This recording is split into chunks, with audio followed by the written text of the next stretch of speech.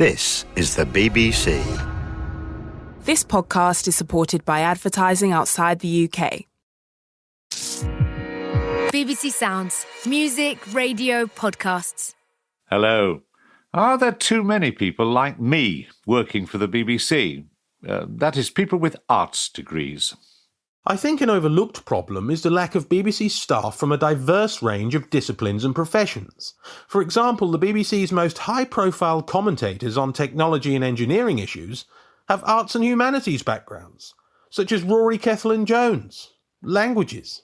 I'll be putting those views to the man himself, Rory Cellan-Jones, who is the latest familiar BBC figure to announce he's leaving the corporation. In his case, after 40 years before the mast. Also in feedback was William Miller, right to try and complete his father Jonathan's exploration of memory. Miller Jr. was a little confused by the concept that memories only exist when we retrieve them. He wasn't the only one. I'm not sure if I was confused or convinced. I'll be talking to William Miller about the difficulties of making a documentary about your own very demanding dad. Had my father been alive and well and been able to look at the programme, he'd have said, you've only just scraped the surface and you got that bit wrong. And this week we asked two of our correspondents to listen to one of BBC Radio 5 Live's household names. Well, perhaps not a name in every household. I'd never heard of Nicky Campbell, I've never listened to Radio 5 Live, but I felt so much like Tim. I thought it was going to be in Any Questions or any most awful things where people argue amongst themselves, and I was so anticipating that. Did she feel let down with what she got? Find out what she and her colleague made of Nicky Campbell's phone-in. Did it bring more light than heat to the coverage of the events in Afghanistan? Rory Cellan-Jones is the BBC's technology correspondent, but not for much longer. Rory has seen it all from the dot-com bubble of the late 90s to where we are now, with the mini-computer in each of our pockets able to access online information wherever we happen to be. He is much admired and has been described as the non-geek's geek. So I asked him, why is he leaving? Well, I've got to that age and will have been at the BBC for 40 years. I'm celebrating my 40th anniversary on September the 1st. And I think, there may be just time to do a few new things. I've had an amazing run at the BBC, but it's time to let others have a go. Well, he's certainly been missed. Here's some emails from some of our listeners. Stephen Pumphrey. Rory Cellan-Jones. I'm an admirer. I've enjoyed his contributions to BBC TV and Tech Tent on the World Service. As someone of the same age who is tech-savvy-ish, I'm amazed that he has kept on top of his field and old enough to retire. Enjoy leisure, Rory. David, on Twitter. We'll be sorry to see you go. Whilst I'm interested in technology, I don't really understand it, but you've helped me make it easier to understand. Has it been tough keeping on top of everything? Because you've witnessed a revolution in the last 30 to 40 years, haven't you? An extraordinary and ongoing revolution. Yes, well, I was lucky enough to be appointed technology correspondent in 2007. I'd been a business correspondent for years and I'd been fascinated in the late 90s by the dot-com revolution, which was by far the most interesting business story. And my very first story, big story, was the unveiling of the iPhone. And that really set the path for what became the smartphone era. Well, it's one thing to talk to your audience. Maybe it's another problem to get certain stories past your editors. Here's this email from Peter Ward. Rory Cellan-Jones has been an excellent technology correspondent who has kept up to date and usually found an interesting and sometimes slightly left-field aspect of technology. Most importantly, he's an enthusiast and avoids uncritical or ignorant gee-whizzery and banal oversimplification, which other, less incisive commentators are prone to. In many respects, I feel he's been an underused resource, as BBC's technology coverage overall has been quite patchy, particularly on mainstream TV. I wonder if you feel that, major changes, unless they peak in a dramatic way, news tends to neglect. So if you can track an important technological development, doesn't quite peak, though, is it difficult to get it onto the news? It is. That has been a constant struggle, more particularly, I suppose, in the last 4 or 5 years when there's been such a huge amount of big news of, the kind of stories that the main bulletins can't ignore, Brexit, the Trump era, and so on. But I think you make a good point about gradual change. with technology, it's not usually that you can say, today, artificial intelligence happened, but you do want your audience to know about AI. So you have to find pegs on which to hang it to sell to an editor who's got a very crowded bulletin. I wonder if it's a problem also with editors, and I, myself in the past, I come, from an arts background, and that's something that's pointed out by Andrew Fenton. I think an overlooked problem is the lack of BBC staff from a diverse range of disciplines and professions. For example, the BBC's most high-profile commentators on technology and engineering issues have arts and humanities backgrounds, such as Rory Cellan-Jones, languages, and Tim Harford, PPE. Consequently, I know that myself and most other engineering and technical staff find the BBC's coverage of technology and engineering exasperatingly naive, misguided, and often just plain wrong. Do you think that's a fair point, Rory? Did you initially have to struggle a bit because of your arts background, and do you find editors who, frankly, don't have, well, like me in the past, don't have the language? I think that is a problem. By the way, completely unfair on Tim Harford, who is one of the great explainers of economics and is a very distinguished economist, despite his PPE degree. I've got a degree in modern languages, not at all the ideal background. I've always felt something of an inferiority complex about not having a science background, but I think it's made me all the keener to communicate science, to speak to the right people, to stand up really for the science. I've spent a lot of time in the last couple of years exploring or covering these ridiculous conspiracy theories, for instance, about 5G, and I've always been keen to listen to the majority scientific opinion. I'm not qualified to tell you what the science is, but I'm qualified perhaps to understand what is the majority thinking, what is the consensus about that subject. And you have this problem of you've got to be convincing and authoritative to a specialist and yet communicate with a generalist who doesn't understand a lot of this. And this is precisely the point when we did something about your program Tech Tent.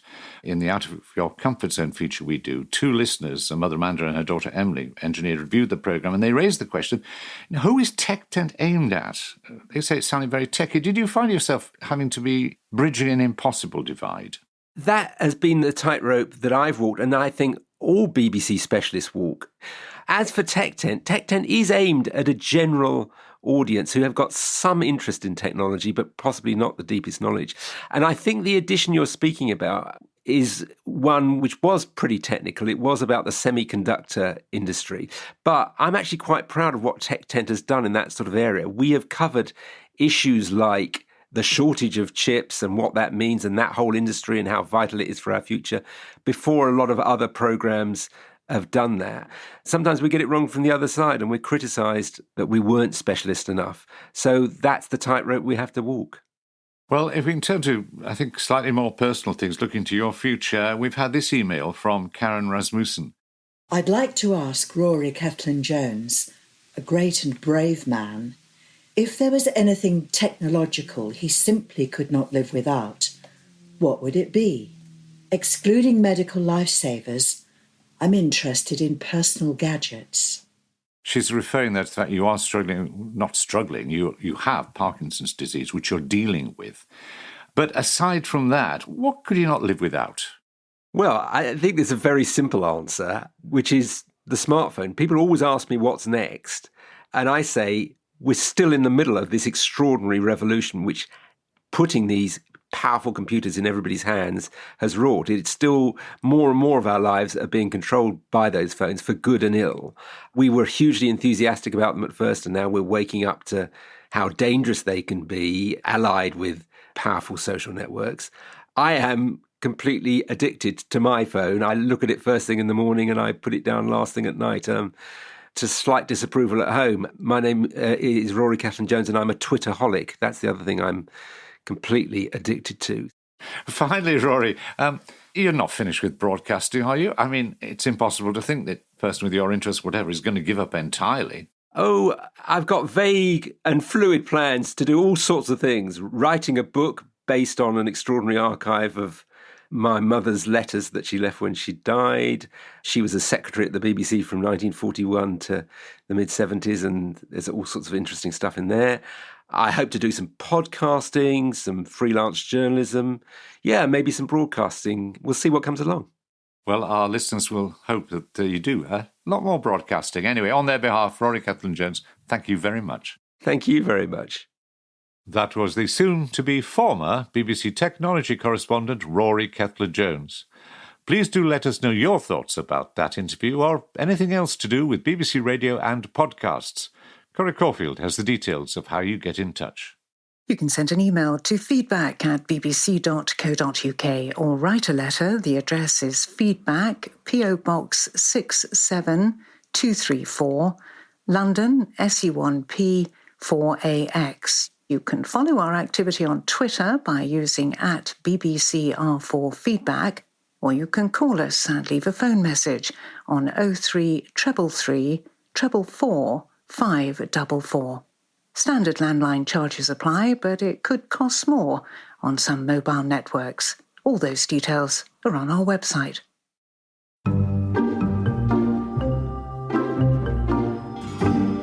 Each week, we're asking two BBC Radio listeners to step out of their comfort zones and listen to a programme that wouldn't normally be on their radar. This week, we have Tim Sansom from Chalfont St Peter in Buckinghamshire and Good Child from Sheffield. Now, Anne, give us a sense of your tastes by telling us what would be in your top 3 programmes if you were stranded on a desert island. I'd have From Our Own Correspondent, I would have Great Lives, and maybe a little contentious just a moment, I would have the film programme, definitely. Well, they've got another film programme in mind at the end of the year. We'll see what it's like. And how about you, Tim? What would be your top 3 if you were on that desert island? My top 3 programmes would be Steve Wright in the afternoon on Radio 2 for the music to get me through the afternoons. The Reunion on Radio 4, and I also enjoy the Monday Night Club on Radio 5 Live because I like to listen to the football chat after the weekend's results. Well, of course, we asked you to listen to none of those things, but instead to Your Call, broadcast at 9 a.m. on Radio 5 Live for an hour, in which the presenter Nicky Campbell debates and takes calls on the day's big story. And we asked you to listen to an episode on Afghanistan. This was before the fall of Kabul, but when it was clear that the Taliban were making extensive gains throughout the country. Now, Tim, how would you describe the programme? It wasn't quite what I expected. I had always thought that programme between 9 and 10 o'clock was literally a phone-in on the day's events where the general public would call in after Nicky Campbell gave a sort of slightly pseudo-controversial statement, and then there would be an hour of people arguing angrily against each other up till 10 o'clock, and then they would go on to the next programme. Anne, had you had any experience of this programme? Did you have any expectations of it? I'd never heard of Nicky Campbell. I've never listened to Radio 5 Live, but I felt so much like Tim. I thought it was going to be in any questions or any most awful things where people argue amongst themselves. And I was so anticipating that from the title, I suppose, Your Call. In fact, what I got was a very, very well-managed, fascinating and very informative hour. Well, I think 5 Live prides itself on its relationship with its listeners and from hearing from people that don't often get on the air. But in this programme, it did sort of 2 things, didn't it? It talked to experts who had a personal experience of Afghanistan and some authority, and then it listened to, obviously, the phone calls that came in and people's views and attitudes. Tim, did it manage that combination of information and debate well? Yes, in terms of the first part, in terms of information, I found the comments from the former UK ambassador to be very interesting, from the independent journalist was very interesting, and the comments from the former Afghanistan refugee from North London were some of the most heart-rending radio that I've listened to for a long while. The only thing we did was just do the home chores, and we didn't have any life. We didn't have any dream. And so it is really just painful to see everything again now. Again, everything is happening again from zero. How, Andy? I'm very emotional. I completely understand. I'll bring Andy in a second. Why and when did you come to the UK? The big problem happened for me when it was all broken up by the news and sport halfway through the programme. It felt as if the themes and the ideas which had started in the first part of the programme suddenly stopped. And it felt as if the last part was very rushed. On Online, smart speaker, or the BBC Sounds app. Right, here's Simon with the weather. Yeah, thanks, Nick. How did you feel, Anne, about this suddenly? Just hold it there with this tragedy in Afghanistan. Now let's tell you about the football results or what's going on the cricket field. Oh, I hated it. It was incredibly jarring. Of course, I'd also been rather misstepped when the programme first started, because it was a very garish bit of music at sort of 9 o'clock on the button, as it were. So have that come in again, just after hearing either terribly moving accounts, as Tim has just said, it was totally out of keeping and unnecessary, I felt. Of course, it's unfair to judge such a news programme on what happened subsequently. Did you look back on the programme and think, they missed something crucial? Tim? No, I didn't. The reason why I liked the programme was a really useful kind of entry into what is a complicated aspect of world politics. And it was a really useful hook to get you through developments. Now, this is an invidious question, I suppose, to ask, but you compare it to the news programmes today, say, or the news bulletins on Radio 4. Do you think you got as much, or indeed more, from Radio 5 than you've got from Radio 4? Tim? I would say that Radio 5, I'm going to be so diplomatic, but I think Radio 5 does their news bulletins in a particularly different way to Radio 4's Today programme and things like that. I think this one was a lot more open, and I personally found it a lot more valuable. So if I asked you the question we always ask at the end of these discussions, were you out of your comfort zone? Well, I think I know the answer. You weren't, were you? I wasn't entirely out of my comfort zone, but in terms of the fact that I was genuinely shocked after a while what I was listening to, it wasn't the phone-in which I thought it was. Tim's clearly in his comfort zone. What about you, Anne? I certainly wouldn't be ever listening to a Radio 5 news programme. However, I completely agree with Tim insofar as this was a most unexpected and enjoyable, maybe the wrong word, but immersive hour. And will you go back? Will you try it out again? Another call with Nicky Campbell? I'm not sure. I, out of interest, just tuned in at 9 the next morning, and I was informed it was going to be about the league. I had no idea what the league was. It turned out to be the Premier League. I don't think I'll be abandoning In Our Own Time at 9 o'clock for that. And we could listen to the Premier League together. I love my football. I could take you through it. Well, I think we can clearly say that you're divided by a great many things, Anne and Tim. Thank you very much. And do let us know if you would like to be put out of your comfort zone. The late Sir Jonathan Miller possessed one of the greatest minds of his generation. He was a polymath, writer, comedian, doctor, broadcaster, film, opera and theatre director, and a dazzling conversationalist with a tendency to lecture. He had a lifelong fascination with the brain and believed the most important cognitive function humans possess is memory. Without it, he argued, you can't learn or know who or where you are. You are your memory. Without it, he thought, you wouldn't exist. Jonathan Miller died in 2019, aged 85, and before Alzheimer's took hold, he was intending to make a documentary about memory. Instead, he rapidly lost his own. In last week's Archive on 4, Jonathan Miller Lost Memories, Jonathan's son, writer and broadcasting executive William Miller, took up the baton. He profiled his father's life and pieced together the documentary Jonathan was going to make with his producer Richard Denton. This is what some of you thought of the programme. Michael Thomas, Krakow, Poland. The programme was as much about the man himself, his brilliant mind and significant contribution to the creative arts and sciences, in addition to the cruel and insidious impact of this appalling and currently incurable disease. The programme with its well-chosen material was at once informative and deeply moving. BBC Radio at its best. And he came to direct King Lear and cast me in my first role as Cordelia. He was very interesting about Lear because it's all about somebody who's losing his mind. Yes. And Jonathan, being a doctor, knew exactly what was going on. I mean, he never read the play before he did it. That's very typical. No, he never did, because he got bored too easily. Yes. So he made it up as he went along. But actually, the play came together because he had an innate understanding of how humans work. Yes. Alison Baker. Just wanted to pass on what a brilliant tribute to the Archive Lost Memories programme was by William Miller. I was a great admirer of Jonathan Miller for many years, and it would be great to hear the In the Psychiatrist's Chair interview with Anthony Clare again. There's more. Miller Jr. was a little confused by the concept that memories only exist when we retrieve them. He wasn't the only one. I'm sure this relates somehow to the idea of false memories and their implanting.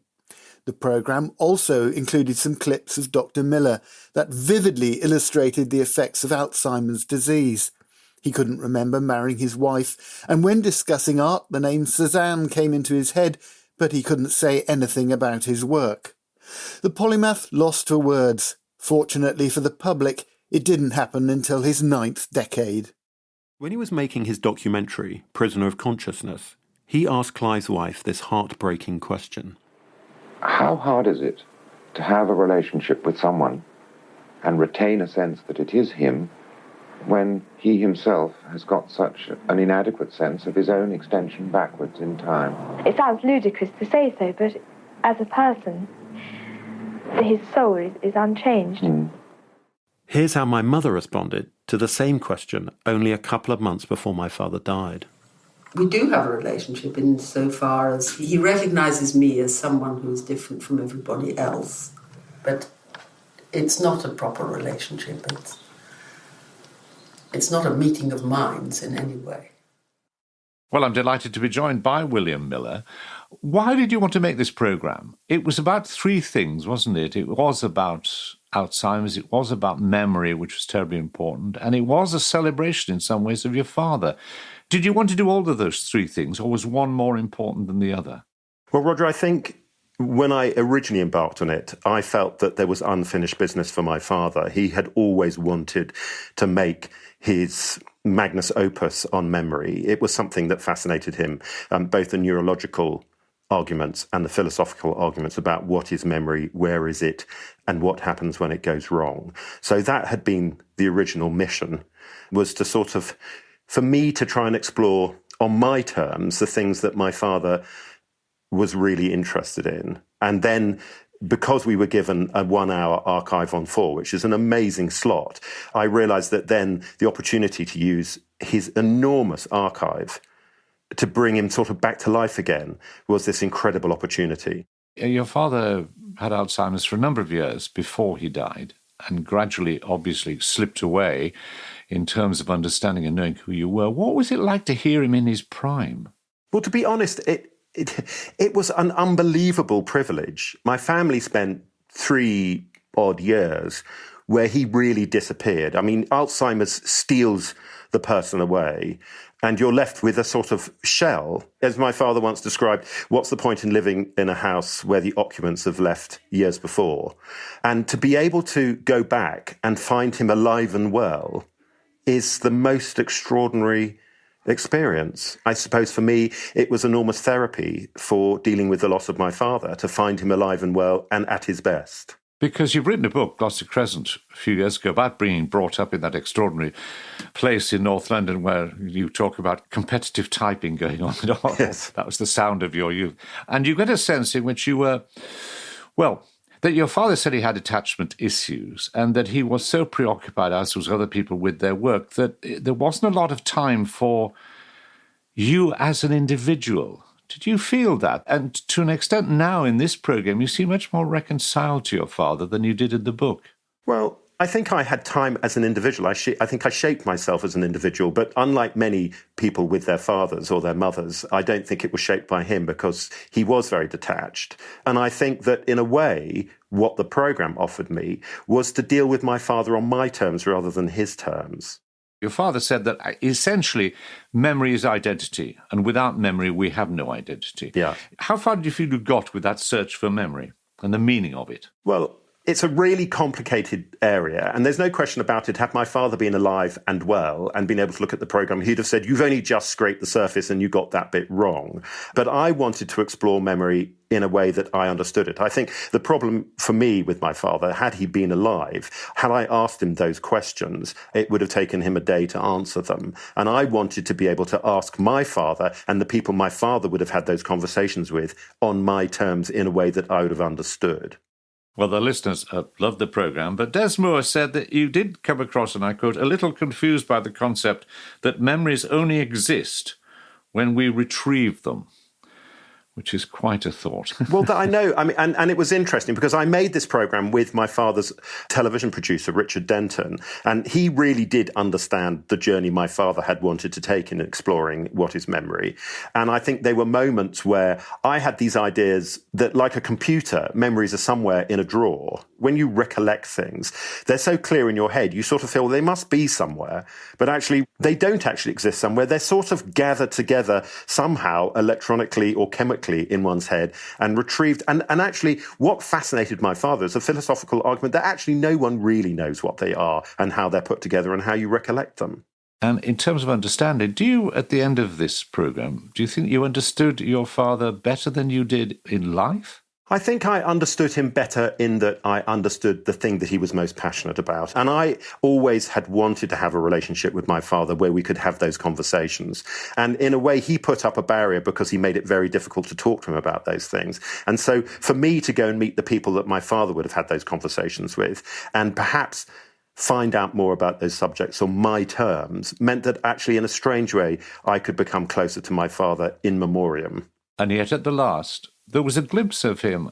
People might think you were misinterpreting or whatever, that just shortly before he died, he seemed to recognise your mother and so on. But I had a similar experience with my mother. I have 3 years into, she's very old when she died and didn't have Alzheimer's for long, but 3 years shortly before her death, a moment of astonishing clarity when they looked at you as if the clouds had parted and they suddenly saw you. And to a degree, your mother had an experience like that with your father, didn't she? Well, there was this incredibly touching moment, literally 48 hours before he died, where he held her hand and called her delightful girl, which was a phrase he had used often with her throughout their marriage. And, you know, there's that extraordinary moment, which was a year or so before he died, where he denies he's ever been married and that he doesn't recognise her as his wife. And that was a sort of terrible, heartbreaking moment for my mother. And you think, well, what is in his head that still says, this is a woman I love, this is the woman I was married and have lived with for over 60 years. And then this moment, literally hours before he dies, where he holds her hand and he says, delightful girl, and you think, no, there is some element of recognition and an acknowledgement that this was the woman he was in love with. Because the words were special to them. Yeah, absolutely. Our thanks to William Miller, and his Archive on 4 programme is now available on BBC Sounds. And that's it for feedback for this week, and indeed for this series. Do join us again when we return in October, and please keep on letting us know which topics you would like us to tackle. This is the programme where you set the agenda. Until then, keep on keeping safe. Goodbye. Hello, I'm Greg Jenner, and I'm here to tell you that You're Dead to Me is back for a 4th series. Hooray! Yes, we are a comedy show that takes history seriously. Each episode, I'm joined by a top historian who knows all there is to know about a particular piece of the past, and a top stand-up comedian who is eager to learn more. And we have a host of brand new episodes coming up, including episodes on Ivan the Terrible, Nell Gwyn, and Ramesses the Great. And we'll be joined by comedians including Sally Phillips, Jessica Knappett, Olga Koch, and Sophie Duker, amongst many other fantastic names. So, if you want to laugh and learn, then search for You're Dead to Me on BBC Sounds. Hello, this is John Grills from Creepy. Want to see something scary? Shudder is the ultimate streaming service for fans of horror, thrillers, and the supernatural. Brought to you by AMC Networks. Shudder is a premium streaming service that promises its members a multi-sensory dive into fantastical worlds. All uncut and commercial-free. Discover films and series that cover the entire horror spectrum, including highly anticipated new releases like The Boy Behind the Door, and one of my new favorite movies, Psycho Gorman. Available ad-free, on demand, and through the platforms you're already on. Shudder. So good, it's scary. Sign up at Shudder.com. That's SHUDDER.